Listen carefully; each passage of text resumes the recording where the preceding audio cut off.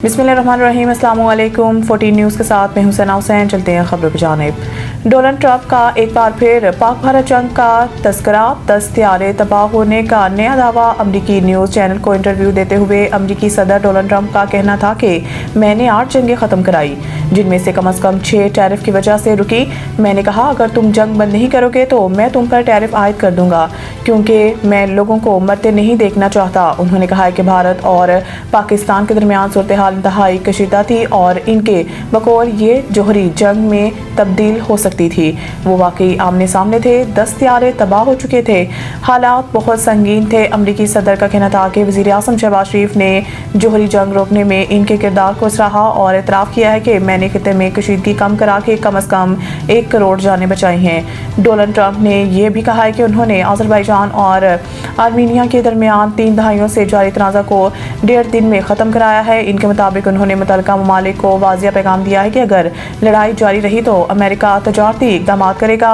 दूसरी जानिब अमरीकी सदर डोनाल्ड ट्रंप ने ईरान को एक बार फिर धमकी देते हुए कहा है कि मुज़ाकरात की नाकामी की सूरत में सख्त इक़दाम उठाएंगे। अमेरिका और ईरान के दरमियान मुज़ाकरात का दूसरा दौर आइंदा हफ्ते मुतवक्की है। सलमान सफदर के इमरान खान से तवील मुलाकात। रिपोर्ट आज सुप्रीम कोर्ट में पेश करेंगे। सुप्रीम कोर्ट की जानिब से फ्रेंड ऑफ द कोर्ट मुकर्रर किए जाने वाले बानी पीटीआई के वकील बैरिस्टर सलमान सफदर ने इमरान खान से मुलाकात कर ली। बैरिस्टर सलमान सफदर की इमरान खान से मुलाकात तकरीबन 3 घंटे तक जारी रही। मुलाकात के बाद बैरिस्टर सलमान सफदर अडियाला जेल से वापस रवाना हो गए और मीडिया से बाज़ाब्ता गुफ्तगू नहीं की। ताहम मुख्तसर गुफ्तगू में उन्होंने कहा है कि अदालती हुक्म के मुताबिक खान साहिब तक मुकम्मल रसाई दी गई। रिपोर्ट सुप्रीम कोर्ट में दाखिल कराने तक मुनासिब नहीं।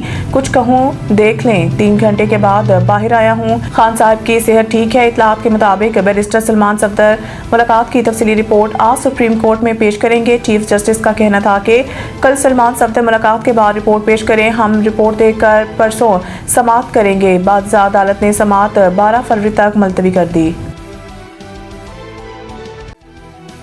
वज़ीर दिफा का दहशतगर्दों के खिलाफ कार्रवाई का इशारा। अफगानिस्तान से दहशतगर्दी नहीं रुक रही।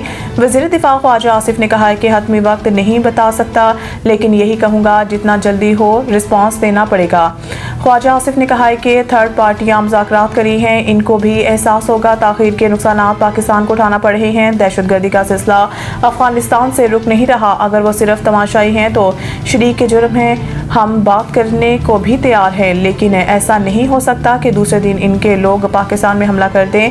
ख्वाजा आसिफ ने कहा है कि अफगान तालिबान अबूरी हुकूमत से किसी न किसी तरीके से राब्ता बरकरार रहता है। कोई तजवीज़ नहीं दे रहा, लेकिन कोई वापस आना चाहे या कहीं और बसना चाहे तो फिर हल निकल सकता है। वो खुद कहते हैं कि हम तहरीरी गारंटी नहीं दे सकते, ज़ुबानी कह सकते हैं। वो चाहते हैं कि खित्ते में अमन हो तो तमाम ममालिक मिलकर अफगानिस्तान की गारंटी दें तो माली इमदाद का ऑप्शन भी तय हो सकता है।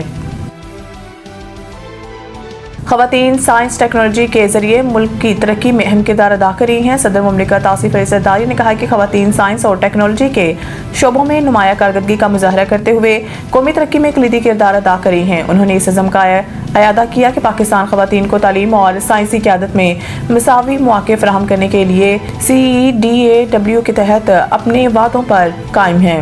सदर ज़रदारी ने कहा कि मुल्क के जामात में ख़वातीन तलबा का तनासुब 50% से तजावज़ कर जाना एक खुश आइंद अमर है। ये इस बात का सबूत है कि पाकिस्तानी ख़वातीन तालीम और तहकीक के मैदान में आगे बढ़ी हैं।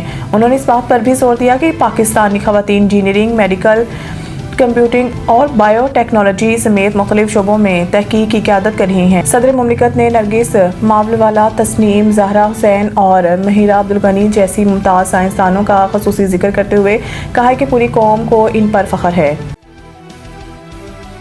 न्यूज़ स्टूडियो से फिर वक्त इतना ही। मज़ीद न्यूज़ अपडेट के लिए देखते रहें 14 न्यूज़।